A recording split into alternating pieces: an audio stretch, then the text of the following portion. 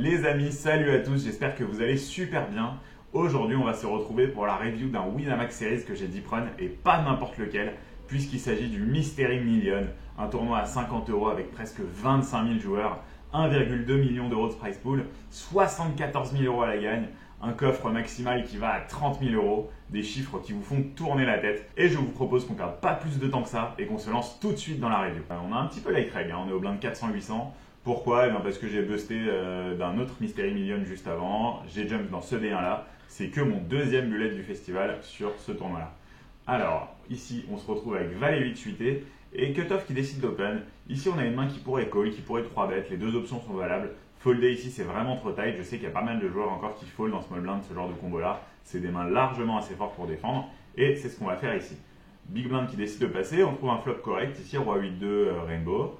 On check et notre adversaire qui fait un premier truc surprenant, ici il décide de ne pas bet sur un board très dry et qui avantage énormément sa range. Donc ici on peut déjà se poser une question, qu'est-ce qu'il a finalement notre ami? Est-ce que quand il fait ça, il est nutsé, il a deux rois, ou est-ce qu'au contraire il a déjà une main qui commence à vouloir contrôler la taille du pot parce qu'elle n'a pas envie de s'emballer? Donc ça peut être des mains comme des hauteurs as, des mains comme deux dames, comme deux valets.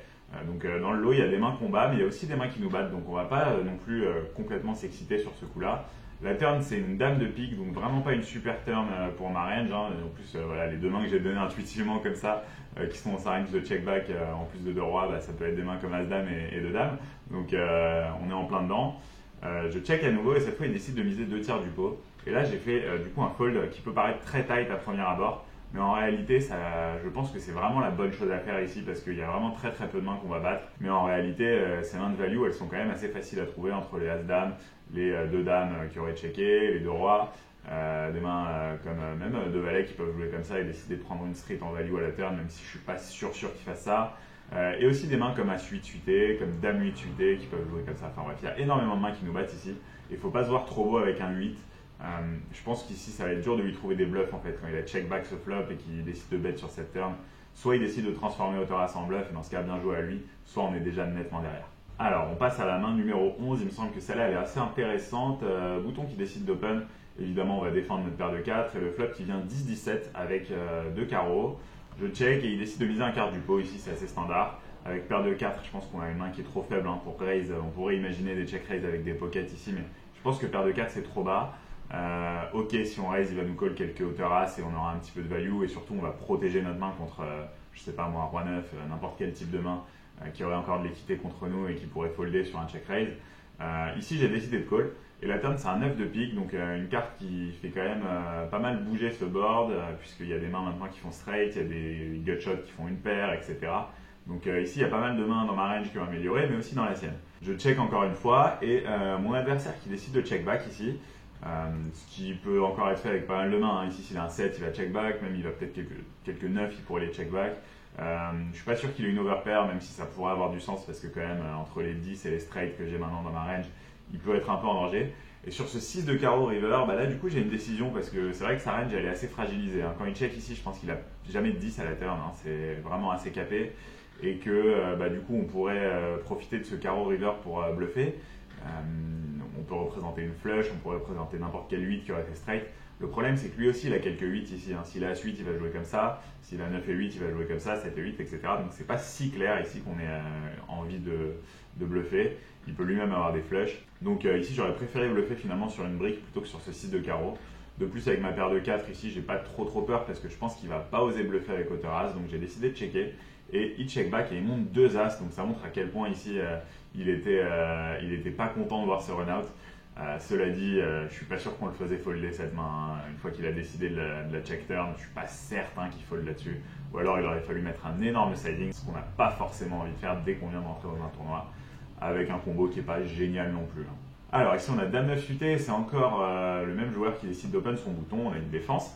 Et sur ce flop As-7-6 Rainbow, quand notre adversaire décide de c-bet 40%, 35-40% du pot, on a déjà une décision. C'est pas si clair là de savoir ce qu'on doit faire. Il y a pas mal de joueurs qui vont snap fold ici et je leur en veux pas parce que clairement on n'est pas dans une situation extrêmement EV+. Maintenant il faut comprendre que notre adversaire ici il va pas mal c-bet, il est censé c-bet 100% même sur ce flop. Et que du coup avec Dame 9 suité on a un combo qui peut être intéressant à prendre en bluff. Pourquoi est-ce que je dis ça? Parce que on a des backdoors tout simplement. On peut encore faire des straights, on peut encore faire des flushs. On peut faire des deuxièmes paires, ce qui va parfois nous suffire en fait pour gagner le coup, même sur un check raise par exemple. On pourrait aussi call, hein. Notre main est suffisamment forte peut-être pour call. Cependant, j'ai préféré folder. Et je pense que c'est un tout petit peu tight ici. On aurait tout à fait pu se défendre en moins sur une street avec ce combo qui est intéressant, que ce soit en callant ou en raisant, avec une légère préférence pour le raise parce que je pense que notre adversaire va folder ses hauteurs roi en fait. C'est quand même plutôt cool ici de faire fold hauteur roi. Il va peut-être même folder quelques 6 s'il est assez bête. Donc ouais, je pense qu'ici je préfère légèrement raise à call et j'ai vraiment pas envie de fold. Donc là c'est une petite erreur de ma part. Et on tombe déjà à 2 tiers du starting stack, hein. On a 36 000. Pas le début idéal. Alors ici on a 8 et 2, on est encore en big blind, hein. Pour l'instant on n'a que des spots de grosses blindes à jouer.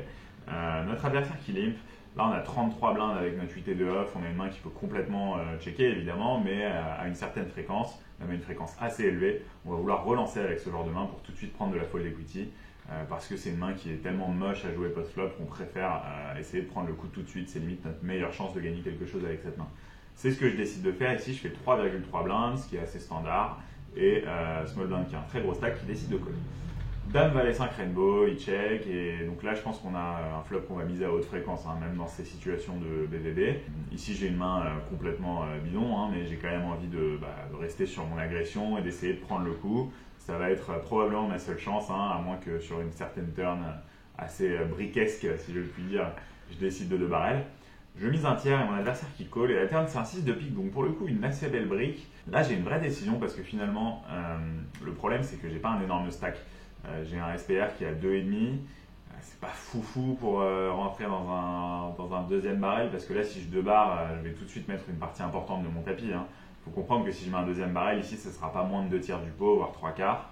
Donc si j'envoie 8 blindes et demi, quelque chose comme ça à la turn, et qui call, j'aurais perdu une très grosse partie de mon stack. On peut quand même le faire ici parce que ce 6 il améliore absolument pas sa range et que toutes ces mains qui ont call et qui ont une équité pas folle, elles vont être obligées de folder à la turn. Là si je mets un deuxième barrel et qu'il a un 5 il va folder, s'il a hauteur as il va folder, s'il a une main même comme je sais pas moi one of off il va folder. Il y a quand même pas mal de combos ici qu'on peut faire fold avec un deuxième barrel, donc on peut le prendre. Ici cependant j'ai décidé de check back en me disant que j'allais peut-être aussi pouvoir le prendre river en fonction de la carte qui allait venir.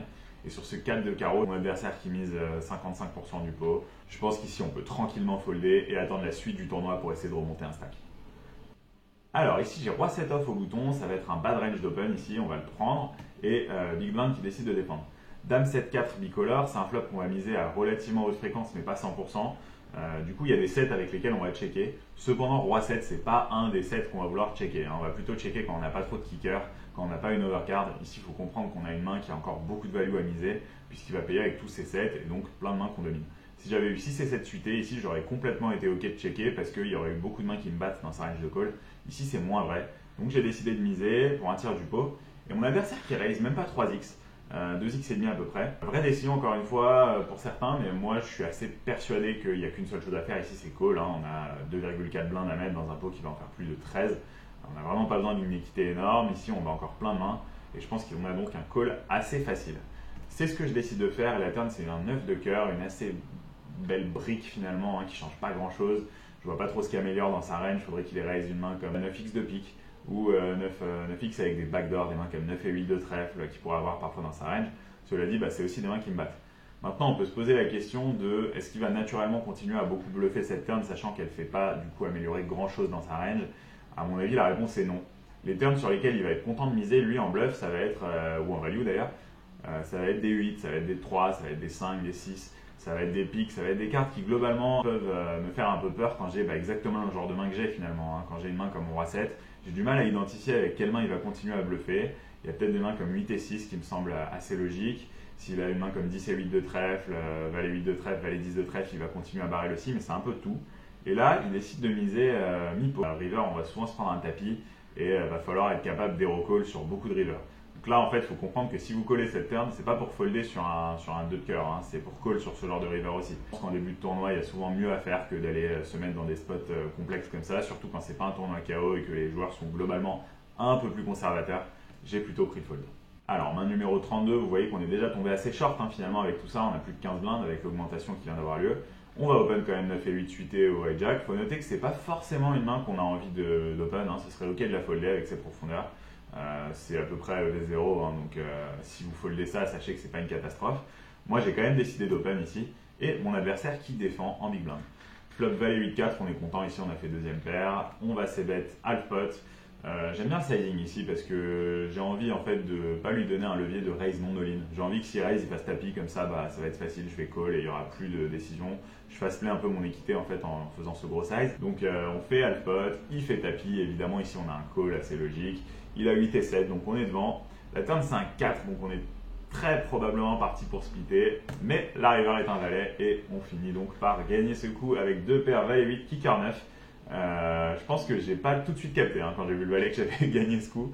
Je me suis juste dit, ah bon, 3 paires ça a l'air de splitter. Et non, on double up et on revient à un stack d'environ 38-39 000 jetons, je pense. Alors ici, qu'est-ce qu'on a? On a deux beaux as en small blind et petit chat noir qui décide d'open 2 blindes et demi. On va 3 bet évidemment avec nos deux as. On a fait 3x ici parce que notre stack est pas énorme. Il fait tapis, on paye évidemment, il a As-3 et ça tient, même si à la turn on n'était pas super content parce qu'il y avait un risque de split. Ça gagne et on repasse au-dessus du starting.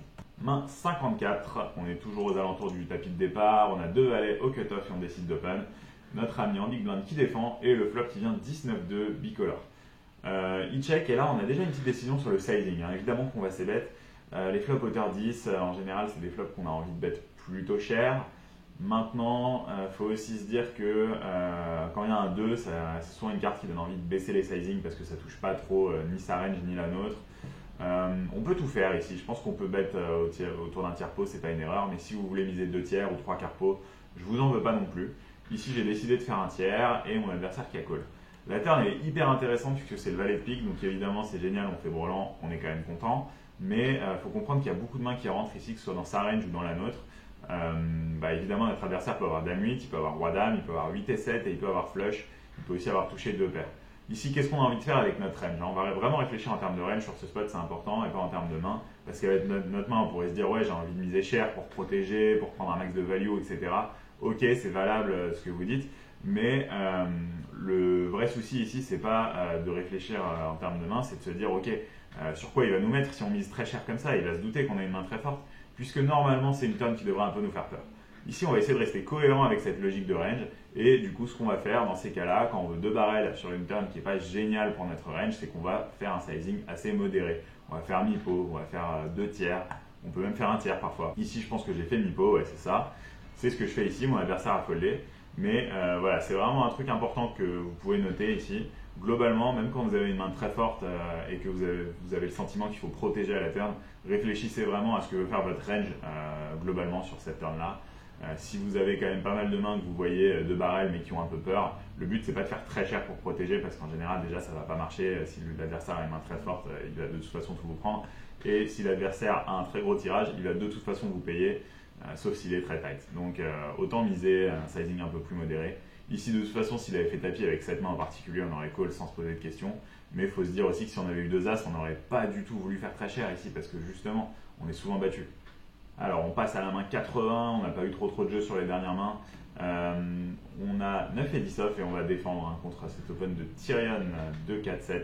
Et le flop qui vient 17-6 bicolor, on check et il décide de check back. Alors ça c'est intéressant, faut noter que ça c'est le genre de board sur lequel notre adversaire a complètement le droit de check une bonne partie de sa range. Puisque c'est un board qui est assez connecté, c'est un board qui touche quand même plutôt bien notre range puisque le 7, le 6 c'est des cartes qu'on a un petit peu plus que lui. Donc c'est complètement ok de sa part de check. Et sur cette turn à As de pique qui est un peu la pire pour nous, on va être un petit peu embêté. Je décide de checker et mon adversaire qui mise un tiers du pot. Bon là il m'enlève une petite épine du pied. S'il avait misé très cher, on aurait déjà eu une décision pas confortable du tout. Ici on a un call assez facile. Et river c'est un 6 de carreau et comme on a dit on a un peu plus de 6 que lui.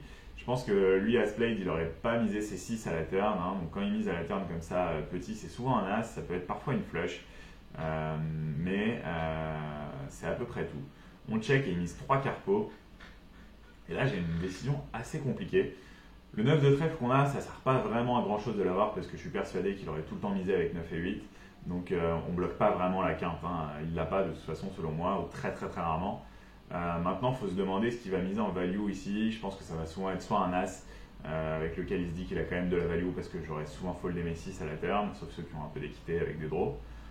Soit il a fait flush, ce qui n'est pas impossible non plus. Et s'il a fait flush, ça ne me dérange pas de sa part de miser petit la turn parce qu'il va se dire que c'est une turn qui va m'embêter, sur laquelle je ne vais pas assez call, etc. Donc on bat aucune main de value, ça c'est certain. Et maintenant, il faut essayer de lui trouver des bluffs pour call. Qu'est-ce qui va bluffer ici?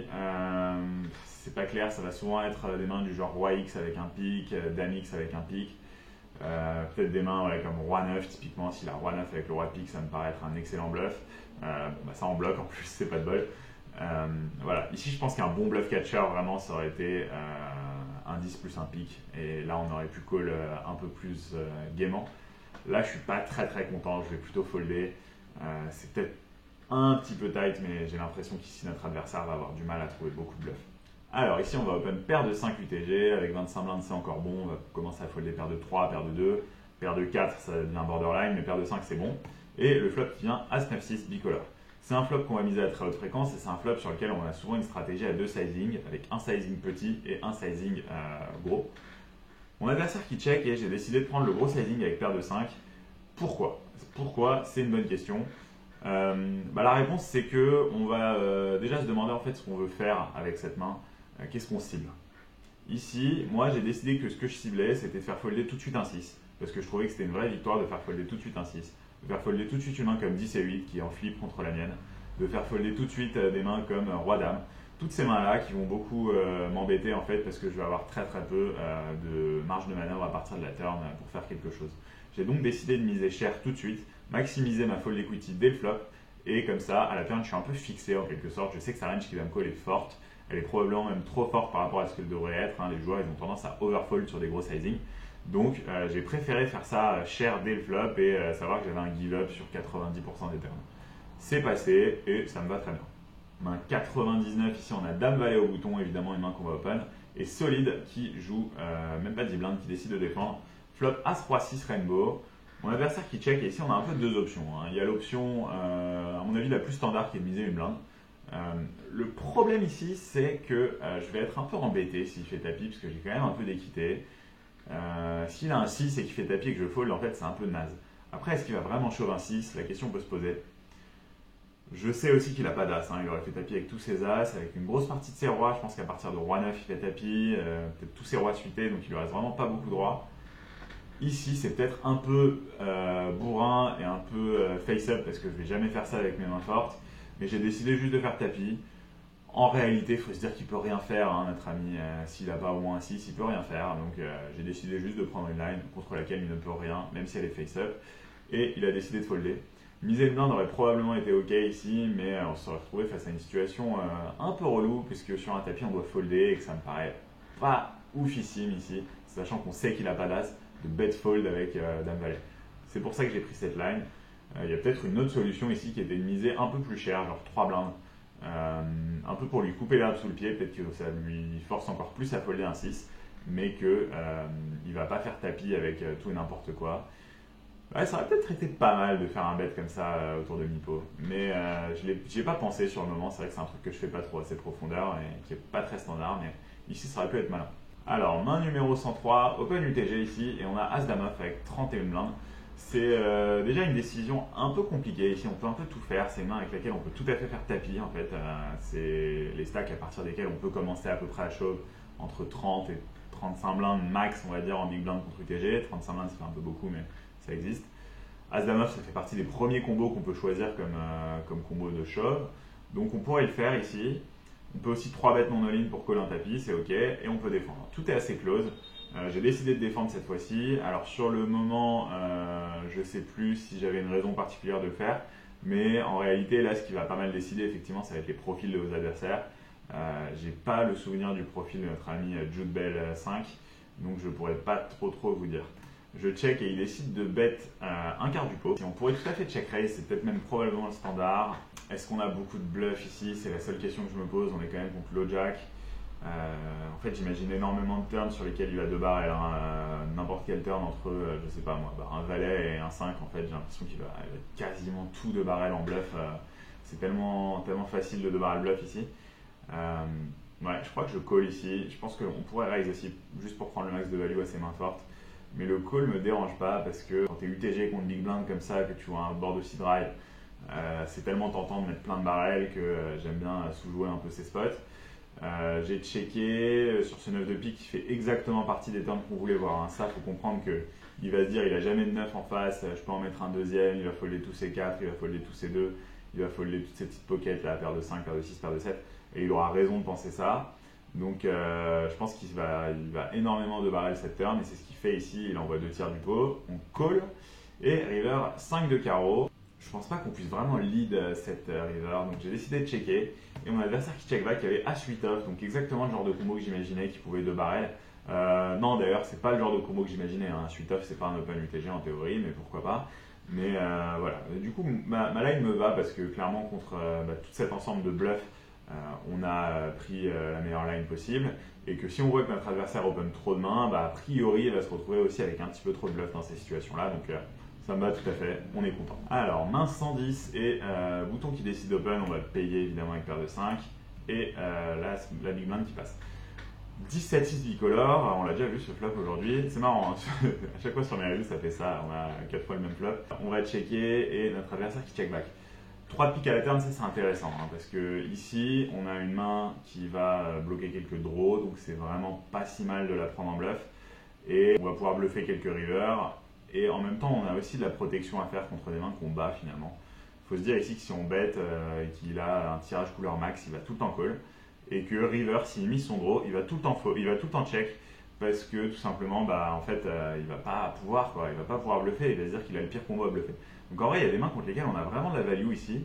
En misant cher ici, je vais aussi faire folder ses 6. S'il a une main comme A6, ça va être très compliqué pour lui de payer. J'ai l'impression donc que j'ai vraiment pas mal d'accomplissements à miser et j'ai décidé de faire 2 tiers du pot. J'aurais même pu faire plus cher honnêtement là pour me polariser au max. Mais comme j'ai aussi des mains contre lesquelles je suis un peu en value, ça ne me dérange pas tant que ça. Il call, les rivers 2 de trèfle. Je suis pas très content de cette river. Le problème avec cette river, c'est quoi? C'est que j'ai rien qui rentre. Du coup, c'est pas du tout une scare card pour lui. Donc, toutes ces mains qui ont call en mode showdown value, elles vont continuer à call. Et mon adversaire qui check back et qui montre roi 7 suité. Donc, je pense qu'il nous payait tous les jours hein, sur le 2 de trèfle. On a peut-être perdu le minimum. Est-ce qu'on était obligé de miser la turn? C'est un peu la question qu'on peut se poser. Moi, je pense que c'est pas mal parce que justement, contre ce genre de combo, tous ces 7, tous ces 6, même ces pires 10, sur un cœur, on va pouvoir le faire folder, sur un pic aussi. Sur un 4, on va peut-être pouvoir extraire un petit peu de value en misant tout petit. Il y a peut-être un petit exploit à faire là-dessus. Donc, non, j'aime bien. River, River, on peut rien faire, hein, clairement. Checker aurait pas du tout été une erreur à la turn. Hein.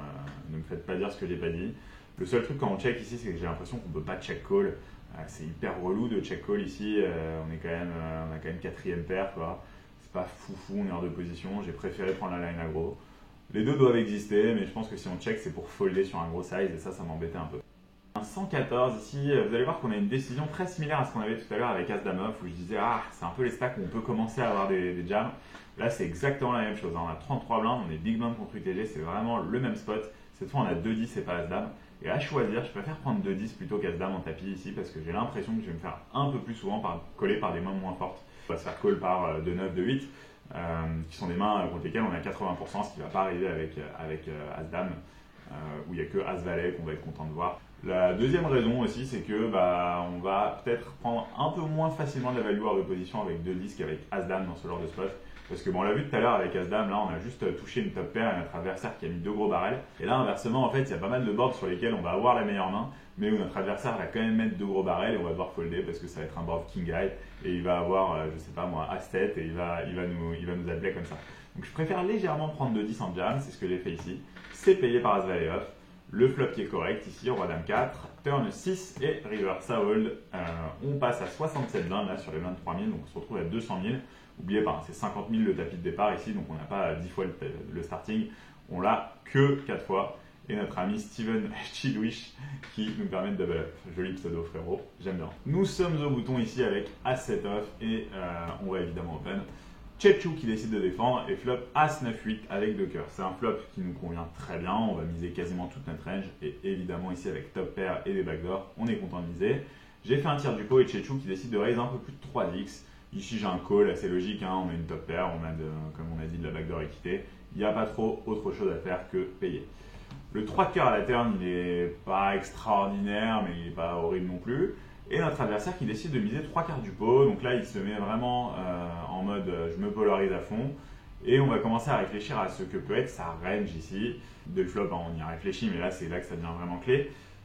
Sa range, là, quand il est en value, ça va être beaucoup de mains, genre 2 paires. Je suis pas persuadé qu'il ait beaucoup de tirages couleurs qui check raise au flop sur un board A-side. Il n'y a pas beaucoup de joueurs qui le font. Ou alors des tirages très très bas, du genre 4 et 2 de cœur, 5 et 2 de cœur, pourquoi pas.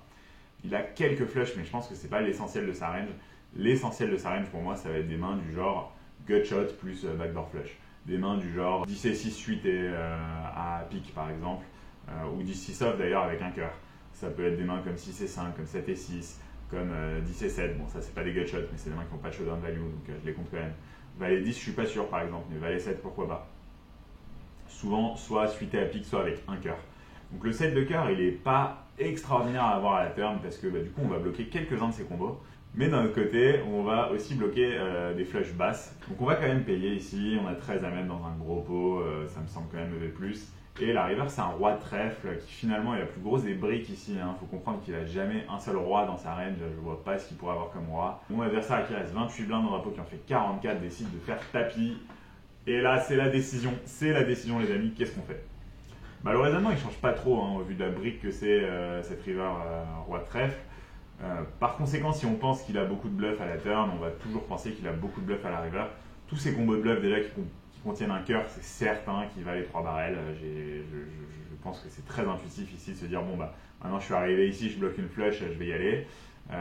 Ces combos juste qui ont R en fait, ils vont tout le temps y aller. On bloque quelques flushs, on bloque aussi des 2 paires parce qu'on a dit c'est quoi ces combos de value au flop, c'est As-9, c'est As-8, bon il y a 9 et 8 bien sûr aussi. 9 et 8 dont je suis pas persuadé qu'il fasse tapis river sur ce roi de trèfle d'ailleurs, alors qu'As-9, As-8 peut-être un peu plus. Donc finalement là j'ai l'impression qu'il y a une petite prédominance de bluff dans sa range et par conséquent j'ai décidé de payer et mon adversaire qui a exactement le genre de main que j'imaginais, 6-5 off avec le 6 de cœur. C'est un excellent bluff de sa part, c'est super bien joué, mais il est tombé sur une calling station. Alors ici qu'est-ce qu'on a? On a 8-6 off en big blind, une énorme premium et bouton qui décide d'open, small blind qui a 14 blindes qui flat, c'est bizarre ça.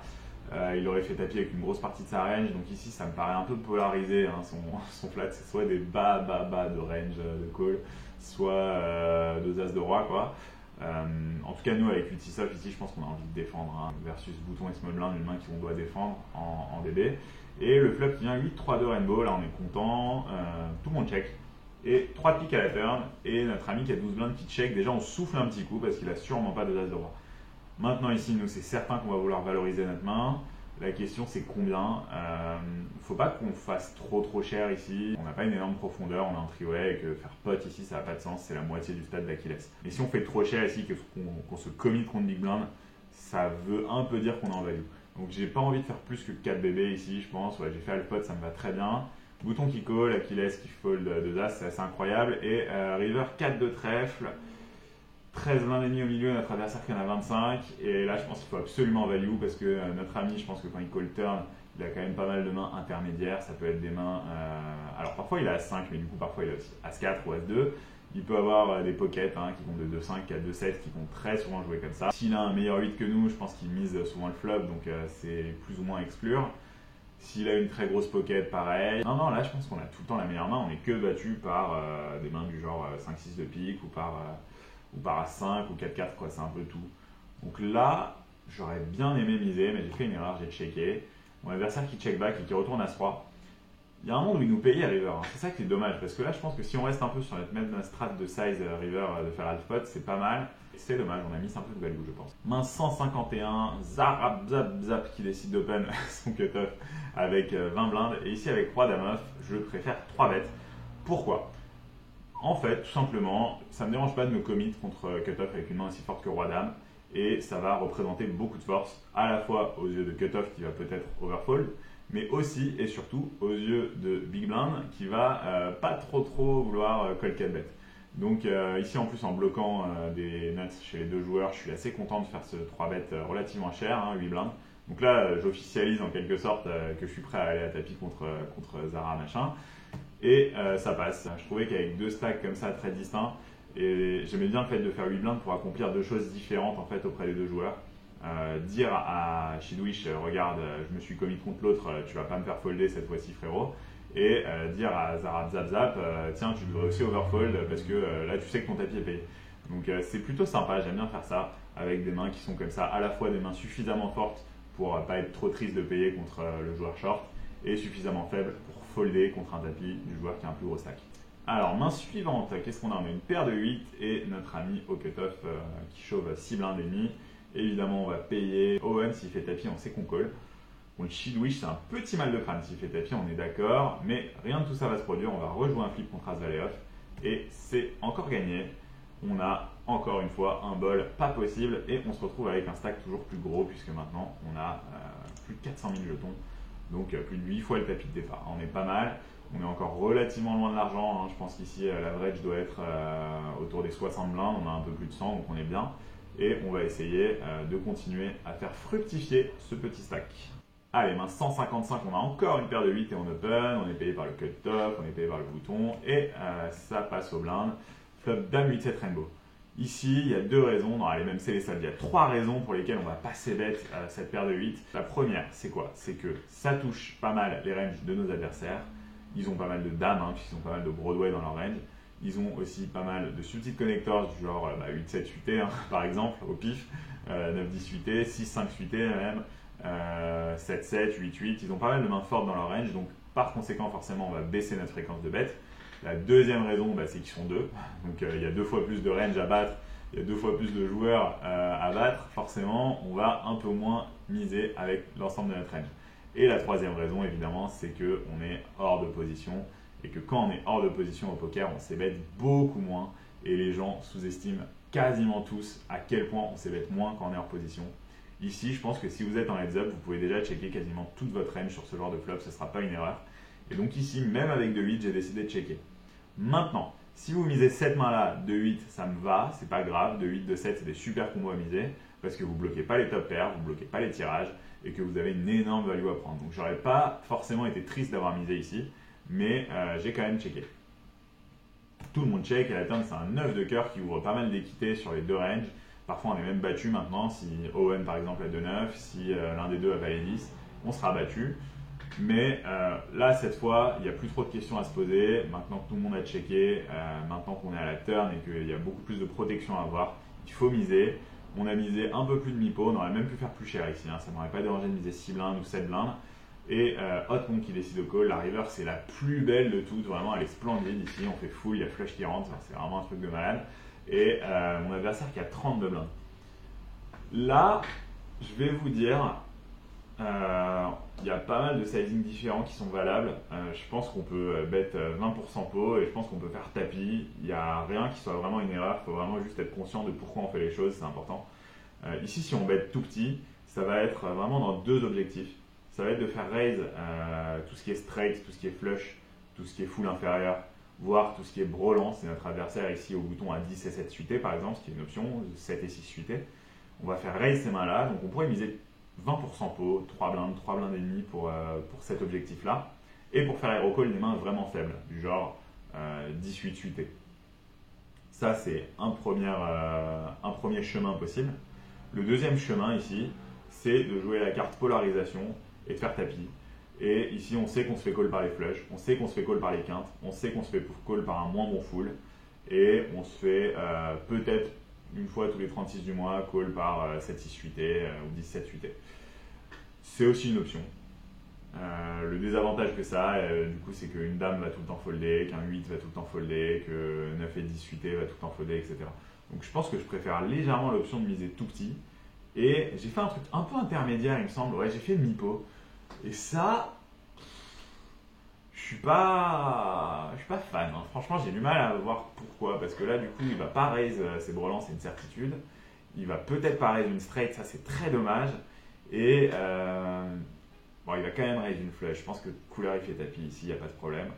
Mais alors, le truc sympa, c'est qu'il call quand même. Et qu'est-ce qui s'est passé ici? Mon adversaire a foldé, donc probablement pas grand chose. Peut-être qu'on a fait folder un 9 pour le coup à cause de ce size un peu trop gros à mon sens. Un peu trop moyen en fait, c'était trop neutre. J'aurais préféré faire un truc hyper polarisant ici ou tout petit. Dommage, je pense qu'il y avait mieux à faire sur cette river. Allez, on va finir la première partie de cette review sur cette main-là. Tartu qui décide d'open son bouton et on défend valet 9 suité évidemment. Flop 9-8-8 rainbow, on est plutôt content ici, top pair, kicker descend, backdoor quinte, backdoor flush, on est bien. Et notre adversaire qui mise 40% du pot, c'est un petit peu trop cher. En réalité, ici, on fait souvent entre 1/5 et 1/3. Donc, une blinde à 1,6, 1,7. Évidemment, c'est pas une catastrophe de miser 40%. Là, il n'est pas en train de faire un spew. Maintenant, ici, on a une décision entre check call et check raise. À choisir, j'aurais préféré avoir valet 9 de carreau pour check raise parce que on aurait eu un petit peu moins de jouabilité sur certaines turns. Là, avec valet 9 de trèfle, on est très très serein. Et le truc, c'est que j'ai pas un kicker extraordinaire non plus. Ici, si j'avais eu roi 9 par exemple, ça aurait été parfait. J'aurais check raise sans hésitation, même roi 9 de trèfle. Pourquoi je dis roi 9 et pas as 9, c'est parce qu'on est content de ne pas bloquer les auteurs as en général quand on check raise des top pairs. Donc ici, j'aurais vraiment préféré avoir d'autres 9 que celui-là pour check raise. Donc j'ai call. Turn as de pique, évidemment, c'est pas dingue. On check notre adversaire qui check back, ça c'est une bonne nouvelle. Et river 6 de carreau. Qu'est-ce qu'on fait ici? Est-ce qu'on préfère value? Est-ce qu'on préfère checker? Je pense que c'est close. À mon avis, mon adversaire, il a encore quelques as dans la poche quand il a check back cette turn, parce que nous, on a quelques 8 aussi. On a des meilleurs combos, je pense, à value ici, tout simplement. 10 et 7, 7 et 5, si on n'a pas check raise. Vu le sizing, je pense que je check raise pas 10 et 7, vu son sizing au flop. On a évidemment quelques as dans notre range, on a peut-être quelques 8 qui traînent aussi. Je suis pas sûr qu'on ait besoin de value avec valet 9 là honnêtement, donc à mon avis c'est plutôt mieux de check. Mon adversaire check back et il retourne 4 et 5 de trèfle, ce qu'il a joué pas de la plus belle des façons. Je pense que River il doit vraiment la bluffer ici quand à hauteur 5, c'est rare de vouloir showdown hauteur 5 dans un petit pot comme ça. Non, prends-le quoi, prends ton bet, ça va souvent marcher. Bon, là ça aurait pas marché, mais je pense qu'il doit le faire. On prend ce petit pot, on se retrouve du coup à la fin de notre première partie de la review du Mystery Million. Il y aura 2 voire 3 épisodes parce qu'il y a encore pas mal de mains à voir, vous allez voir. Spoiler, on va au day 2. Si j'avais pas passé le D1, j'aurais quand même pas fait une vidéo là-dessus. On va donc se quitter pour le moment avec quasiment 10 fois le tapis de départ alors qu'on n'est même pas encore dans l'argent. On est plutôt bien pour l'instant. Je vous invite à liker cette vidéo si vous voulez m'encourager. Il y a eu une petite pause parce que j'étais en vacances, puis j'ai enchaîné avec les Winner Series, etc. Mais je vais reprendre un bon rythme là avec une bonne vidéo par semaine qui va arriver, notamment du coup la partie 2 et la partie 3 de cette review. À la partie 2, on va déjà attaquer un bon morceau du day 2. La partie 3, vous allez voir jusqu'où on va aller, je ne spoil pas. Merci à tous d'avoir suivi encore cette review. Je suis hyper reconnaissant des commentaires toujours aussi sympas que vous faites, toujours aussi encourageants. Ça donne vraiment envie. Abonnez-vous à ma chaîne pour ne pas manquer les prochaines vidéos évidemment. Et d'ici là, portez-vous bien. Je vous dis à la semaine prochaine. Salut!